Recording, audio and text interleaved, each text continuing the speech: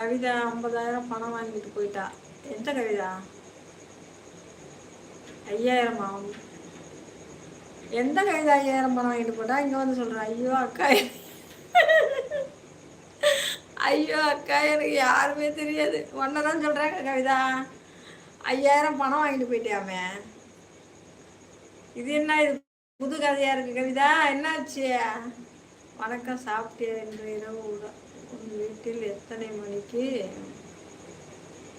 அதுவா, மாமாட்ட கேட்டு சொல்கிறேன், சரியா? ம், என்ன மாமனே. கவிதா, என்ன இது? இது எல்லாருமே ஒன்று சொல்கிறாங்க, என்ன இது? ஐயோ வணக்கம் ஐயோ அக்கா, எனக்கு யாரையும் தெரியாது சாமி. அது என்னன்னு தெரியல, எல்லாரும் ஒன்றா தான் சொன்னாங்க. கவிதாவை உனக்கு நல்ல பொண்ணு. ஆமாம், நல்ல பொண்ணு தான்.